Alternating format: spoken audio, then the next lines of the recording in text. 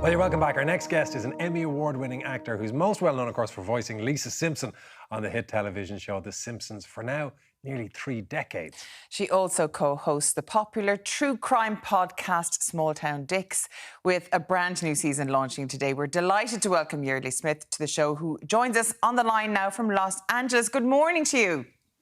Hello, how are you? I suppose we should really say good night, because it's quite late where you are now. So thank you for talking to us today. First of all, I do have to say I'm a huge fan of your work for many, many years, from Dharma and Greg right up to The Simpsons. But, I mean, you've had such a wide and varied career. But Lisa Simpson, I suppose, is the thing you're most known for at this point.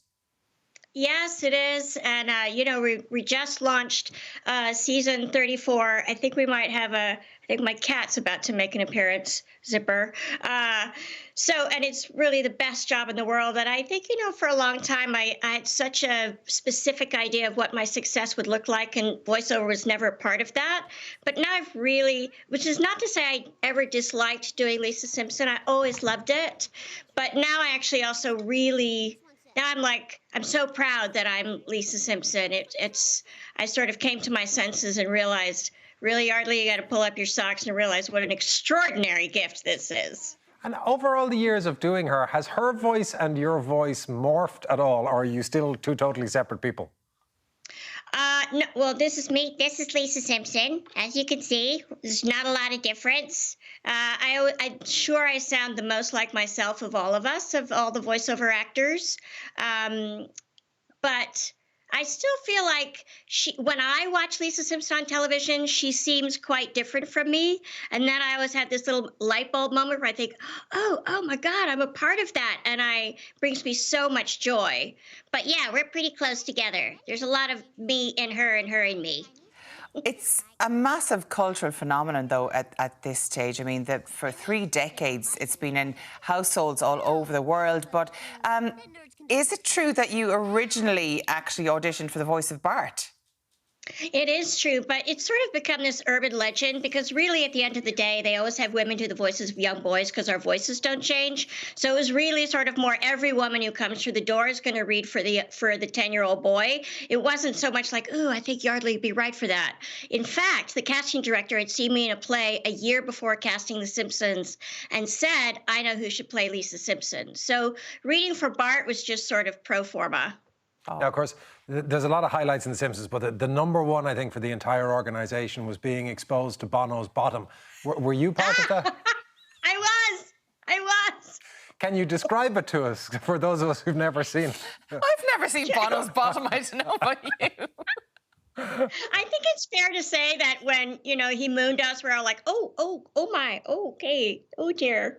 It was really unexpected. And in fairness, it was in protest to the music director telling Bono that he was a little pitchy in a tune that he had written. So maybe don't do that. That's high risk. Yeah, but you... Very high risk. High risk. I mean, the mental images I have here, I really, really, really don't want to think about it too much. But you've had such massive co-stars over the years, and you've had massive guest stars as well. I mean, famously, we had Liz Taylor, of course. That was the first massive one, I think, when we're talking about the voice of Maggie.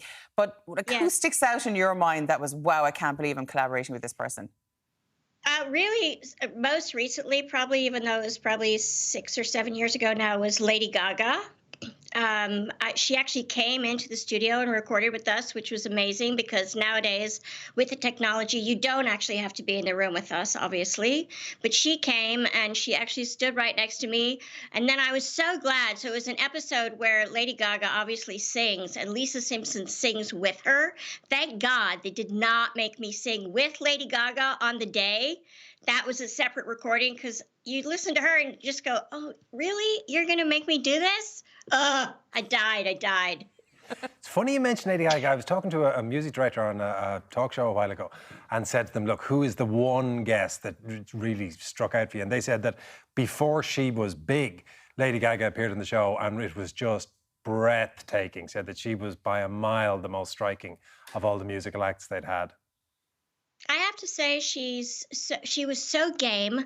We do every scene 4 times, and then if they still don't have what they want, we do pickup of various lines, and so it's a very specific process. And if you're not used to that, I think you can think like, oh God, I'm not doing this very well. But that's not it. We always need to have choices, and she just was easy peasy. She was so delighted. She was so talented. She really was a delight. You just wanted to be friends with her.